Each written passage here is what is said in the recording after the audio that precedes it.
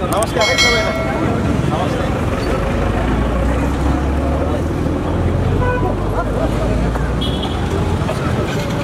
सबैको बीचमा एउटा ज्ञानेन्द्र साई ढुकी बन्न सफल भएको छ र यो थाहै नपाइकन कसरी हामीसँग जस्तै भयो यसको बारेमा बताइदिनुहोस्। होइन, तनहुमा आउनुपर्ने थियो, साथीहरू धेरै हुनुहुन्थ्यो र तनहुलाई जसरी भ्रष्टाचारमा लिप्त पारिएको छ, अब तनहुका युवाहरू भइरहेछन्, यो 81 आउनुपर्ने बाध्यता थियो हाम्रो। र विशेष गरेर सर्वप्रथम त हामी स्वागत गर्दछौँ र विशेष गरेर देशैव्यापी रूपमा तपाईँले भ्रष्टाचार विरुद्धको यो अभियानमा लागिराख्दा यसरी युवा वर्गमा तपाईँले बताइराख्दाखेरि अब तनहुबाट कस्तो खालको अपेक्षा गर्नुहुन्छ यहाँका युवा वर्गको यसमा बताइदिनुहोस्। अब मुलुक नै परिवर्तन गर्नुपर्छ, मुलुक परिवर्तन गर्ने सङ्घार तनहुबाट पनि सुरु भएको छ। सम्पूर्ण तनहुवासीहरूलाई हार्दिक स्वागत र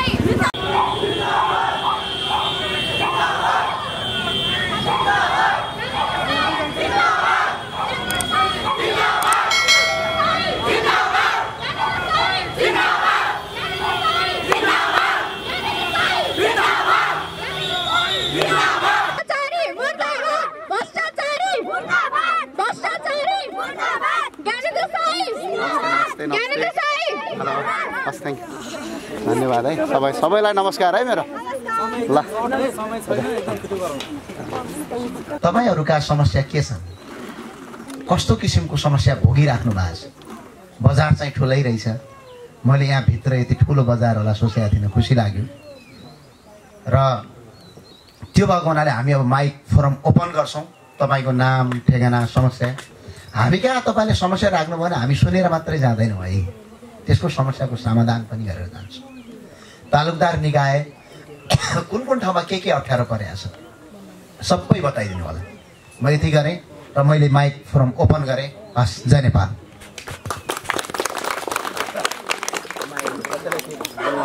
मेरो प्रश्न चाहिँ के हो भने यो नेपाल विकसित हुने कुरा अघि चल्यो, योभन्दा अगाडि हजुरका थुप्रै अभियानहरूका विषयहरू उठान हुँदाखेरि मैले सुन्ने गर्छु। म पनि त्यही सुनेकै कारण दिनभरि कुरेर केही कुरा गरौँ भनेरै अडिएको हो। त्यसैले मेरो प्रश्न चाहिँ के हो भने सर्वहारा विचारधारा बोकेर चाइना विकसित भयो, उत्तर कोरिया चाइना सर्वहारा विचार बोकेर विकसित भए, युरोप अमेरिका पुँजीवादी विचार बोकेर विकसित भयो। नेपालमा दुईवटै राजनीतिक पार्टी छन्, कसैले सर्वहारा विचार बोक्छन् र कसैले पुँजीवादी विचार बोक्छन्। यी दुवै विचार बोकेका पार्टीहरू पालै पालो सरकारमा पुग्छन्, तैपनि नेपाल विकसित भएन। यो नेपाल विकसित नहुनुमा के विचार दोषी छ या नेपालको शासन प्रणाली दोषी छ या यहाँको आर्थिक स्रोत संरचना दोषी छ? यो विषयको उठान हजुरले गरिदिनु भयो भने आभारी हुने थिएँ। र अर्को विषय चाहिँ के हो भने यो भ्रष्टाचार विरुद्धको महाअभियान भन्ने जुन अभियान छ, यो अभियानमा चाहिँ भ्रष्टाचार कहाँ छ र भ्रष्टाचारको मुख्य दोषी को हो भन्ने पहिचान गरिदिनु भयो भने आभारी हुने थिएँ। त्यसमा चाहिँ मेरो आशय के हो भने यो नेपालमा भ्रष्टाचार बढ्नुमा चाहिँ कि नेपालको गरिबी अर्थात् नेपाली जनजीवन चाहिँ न्यून हुनु मुख्य दोषी हो या जीवन निर्वाह पद्धतिमा विलासिता थपिएको कारण मुख्य दोषी हो, एउटा विषय। अर्को आशय चाहिँ कि नेपालको नीति नै भ्रष्टाचार उन्मुख छ, नेपालको नीति अर्थात् यहाँ बनेका सबै कानुन विधिहरू नै भ्रष्टाचार उन्मुख छन् कि अर्थात् भ्रष्टाचार चाहिँ कारिन्दा अर्थात् तल्लो तहको कर्मचारीमा भ्रष्टाचार छ या निर्णय निर्माण गर्ने तहका हाकिम अर्थात् यस्तै जनप्रतिनिधि शीर्षकका निर्णय निर्माण तहका मान्छेमा भ्रष्टाचार छ या कारिन्दा तहका मान्छेमा भ्रष्टाचार छ? भ्रष्टाचारी असलीमा चाहिँ नीति भ्रष्टाचारी हो या हाम्रो जीवन निर्वाह पद्धति भ्रष्टाचारी हो या हाकिम अर्थात् निर्णय निर्माण गर्ने मान्छे भ्रष्टाचारी हो या कारिन्दा तहका कर्मचारीहरू भ्रष्टाचारी हुन्, यस विषयमा चाहिँ प्रष्ट भई अभियान अगाडि बढाइदिनु भयो भने आभारी हुने थिए। धन्यवाद। साह्रै राम्रो कुरा आज अति राम्रो कुरा सुन्न पाइयो। सरलाई धेरै धेरै धन्यवाद है, अत्याधिक मनैदेखि धन्यवाद है। हजुरले त वास्तविक कुरा उठाउनु। तपाईँले जुन कुरा सोध्नुभयो यो कुरा सायद नेपालमा धेरै टेलिभिजनका पत्रकारहरूले र कोही नागरिकले अन्त सुनाइदिए भए सायद यो कुरा 1 वर्ष 1.5 वर्ष अगाडि आइसक्थ्यो। तर विडम्बना भन्नुपर्छ यस्ता किसिमका क्वेसन कसैले सोधेन। साँच्चै भनेको मैले यत्रो देशभरि कार्यक्रम गरेका छौँ, कसैले सोधेन। जुन पारामा हजुरले लजिकल्ली कुरा एउटा सोध्नुभयो यसको म जवाफ स्पष्ट दिन सक्ला भन्ने एउटा आशा गर्छु। चित्त बुझ्यो भने बुझ्यो भनिदिनु होला, बुझेन भने फेरि क्वेसन गर्नु होला है। हजुरलाई पहिलो कुरा भ्रष्टाचार, वास्तविकताको भ्रष्टाचारको मुख्य जड चाहिँ के हो? म व्यवस्थामा अहिले जाउँला, पुँजीवादी र उसको कुरा। पहिला मुख्य जड चाहिँ भ्रष्टाचारको मुख्य जड भनेकै हाम्रो शासन व्यवस्था र हाम्रा दैनिक उपभोग्य वस्तुहरू हुन्। जस्तै शिक्षामा हामीले व्यापारीकरण गर्यौँ, भ्रष्टाचारको जड त्यहीँबाट सुरु हो। अर्को स्वास्थ्यमा हामीले व्यापारीकरण गर्यौँ, भ्रष्टाचारको जड त्यहाँबाट भयो। अर्को जड भनेको शासन व्यवस्था। यो संसदीय जो अहिलेको व्यवस्था भनेकै भ्रष्टाचारीको सबभन्दा ठुलो आँटको व्यवस्था हो। यो कसरी हुन्छ भन्ने कुरा म तपाईँलाई प्रष्टै बताइदिन्छु।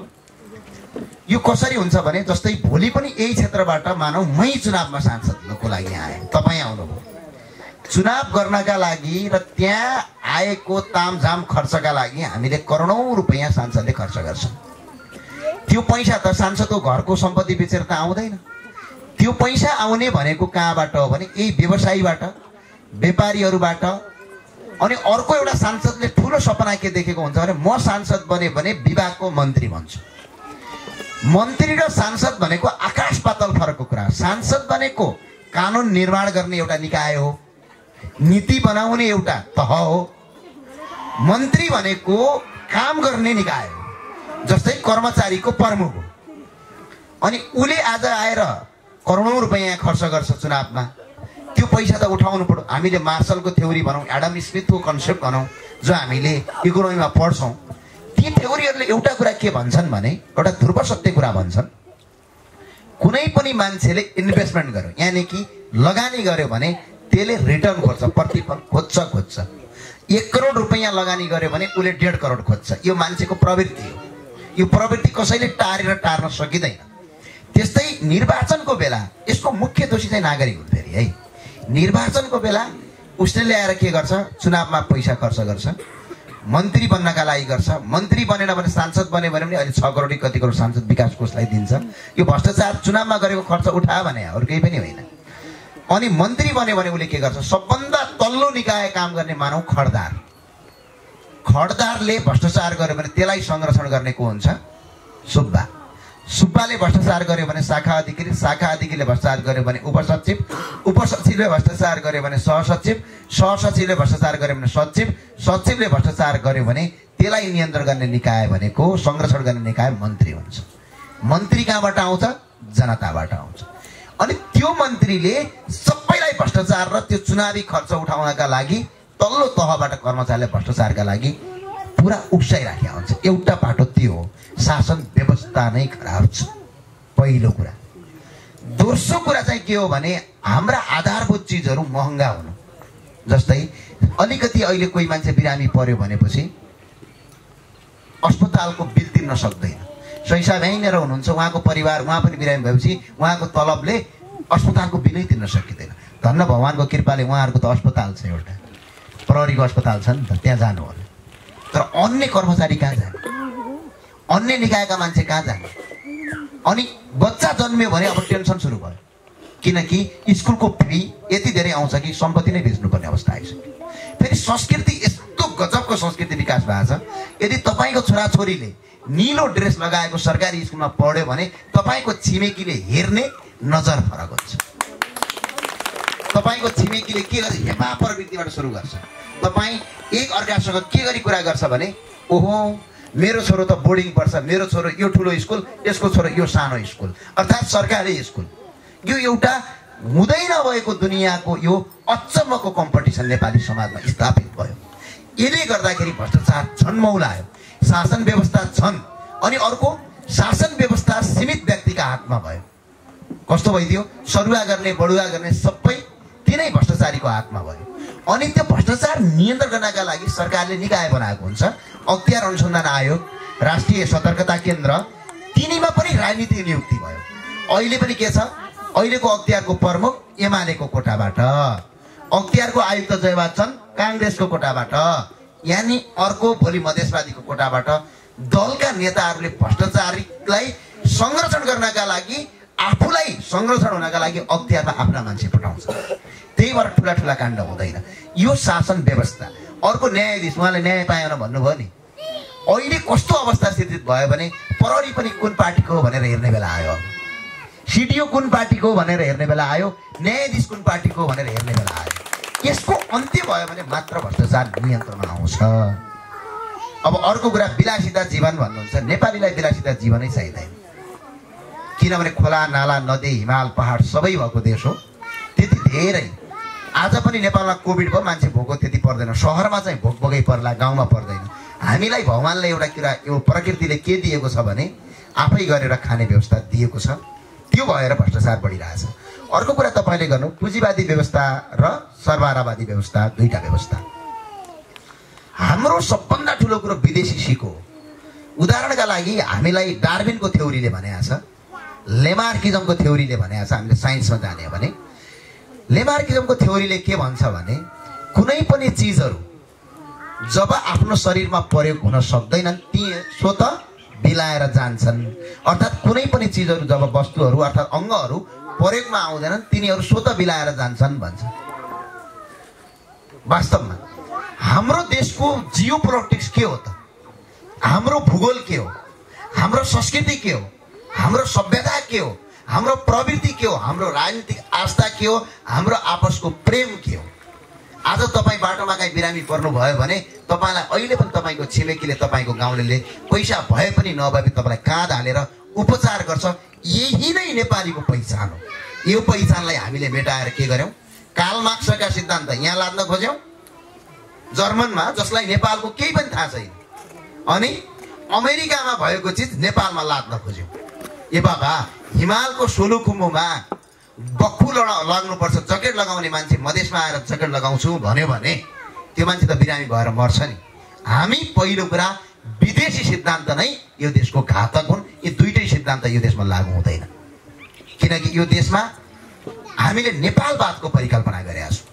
कस्तो किसिमको वाद भने यहीँ केही रोजगारी, जस्तो अघि मैले भनेको थिएँ, मदिरा, लोकल मदिरालाई बेच्न पाउनु पर्यो। भाङ भन्छन्, त्यो सुन्दा पनि नाम अप्ठ्यारो लाग्छ।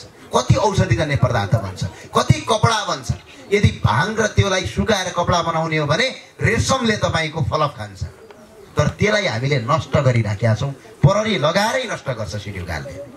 लोकल मदिरा तपाईँको विश्वको 1 नम्बरमा गरिन्छ, तर हामी विदेशी ब्रान्डका रक्सी खाइरहेछौँ। यहाँको ढुङ्गाले बाटो छायो भने कहाँ कहाँ गर्न सकिन्छ, तर राजस्थानको टायर लिएर हाल्छौँ, पैसा त विदेश गयो नि। अनि यहाँको काठलाई प्रयोग गरेर ठुला ठुला घरहरू, बिल्डिङहरू बनाउन सकिन्छन्। एउटा रुख काटेर दुईटा रुख लगाउने प्रवृत्ति ल्याउनु पर्ने ठाउँमा हामी भारतको फलाम र विदेशी स्टिलको प्रयोग गरिरहेका छौँ। अनि त्यो भएर यो देश झन्झन गरिब बनेको छ। यसलाई निर्मूल पार्नका लागि व्यवस्था मात्र होइन, विचार सँगसँगै विचार पनि चाहिन्छ। विचार नै क्रान्तिको पहिलो उद्गम चिज हो। विचार चाहिँ नेपालवादको हुनुपर्छ, जहाँ धर्म हुनुपर्छ, जहाँ हाम्रा पुर्खाले जो सिकाएको ज्ञान छ नि। आज तपाईँले बहिनीलाई बहिनी भन्नुहुन्छ, एउटा सामान्य कुरा। आफ्नो बहिनी उमेरको कोही, आफ्नो बहिनी पनि तरुणी भएको हुन्छ, अर्काको छोरी पनि तरुणी भएको हुन्छ, कुटुम्बको छोरी भनौँ। आफ्नो बहिनी तरुणी हुँदाखेरि पनि हामीलाई त्यो प्रकारको इन्ट्रेस्ट आउँदैन, तर अर्को कुटुम्बको छोरी तरुणी भयो भने त्यसलाई बिहे गरिहालौँ कि घुमिहालौँ कि भन्ने एउटा इन्ट्रेस्ट आउँछ। बिहे गरिहालौँ, माया प्रेम गरिहालौँ भन्ने आउँछ। तर त्यो किसिमको सोच, त्यो किसिमको प्रवृत्ति हाम्रो वैज्ञानिक समाजले के निर्माण गर्यो भने बच्चैदेखि बहिनीलाई लात्ती लाग्यो भने छुनुपर्छ, नमस्कार गर्नुपर्छ, ढोक्नुपर्छ। बहिनीलाई गरुङको भारी बोकाउनु हुँदैन, बहिनीलाई जे पाते बोल्नु हुँदैन, यस्तोसँग हुर्काइदियो। त्यो भनेको हाम्रो वैज्ञानिक कारण हो। त्यही नै हाम्रो नेपालवाद हो। अर्को कुरा हामीले तुलसीको बोट आँगनमा रोप्छौँ किन भन्ने कुरा त अहिले वैज्ञानिकले प्रयोग भयो नि किन रहेछ सबभन्दा बढी अक्सिजन दिँदो रहेछ हामीले यो हाम्रो पूर्वीय सभ्यता नै हाम्रो क्रान्ति गर्नुपर्ने ठाउँमा आज धेरै मान्छेले कुरा गर्छन् सर मैले तपाईँ लामो बोले माफ गर्नु होला तक्षशिला विश्वविद्यालयको कुरो कहीँ सुन्नु भएको छ जब अमेरिकनहरू र युरोपियनहरू जङ्गली थिए त्यतिखेर हामीहरू दार्शनिक थियौँ तर यो कुरालाई हामीले अगाडि बढाउन कहिल्यै सकेनौँ मैले त टाढा जानु पर्दैन गुरु वेद व्यासको जन्म भएको ठाउँ जहाँ विश्वकै अमूल्य कीर्ति लेखिएको ठाउँ यति ठुला ठुला विद्वान जन्मेको ठाउँमा आज हामी के पढ्छौँ अब्राहम लिङ्कनका सिद्धान्त पढेर बसिराखेका यो नै पहिला हाम्रो विकासको सबभन्दा गलत काम हो उदाहरणका लागि कोरियालाई हेर्नुहोस् यदि कोरियाका सबै मान्छेले इङ्ग्लिस जान्ने भइदियो भए कोरिया आज विकास हुँदैन यहाँको 30 वर्ष अगाडि मात्रै कोरियामा के थियो भने कुनै पनि नागरिक त्यहाँ भोगमरी थियो नेपालले खाद्यान्न पनि सहयोग गरेको छ दक्षिण कोरियालाई त्यहाँका नागरिकहरूले विदेश गयो भनेपछि इङ्ग्लिस भाषा आउँदैन झन् भोकभोकै मरिन्छ बरु आफ्नै देशमा केही गरौँ हाम्रो चाहिँ के भयो भने अलिकति इङ्ग्लिस जाने छ यहाँको युवा विदेशमा सजिलै सेटल हुन्छ विदेश भनेको पानी पँधेरो जस्तो गरिदिएको छ युवा जनशक्ति पलायन हुनु नै हाम्रो भ्रष्टाचार बढ्नु अविकसित हुनुको सबभन्दा ठुलो कारण हो भन्ने हामीलाई लाग्छ मैले यति नै भने हस्दै नेपाल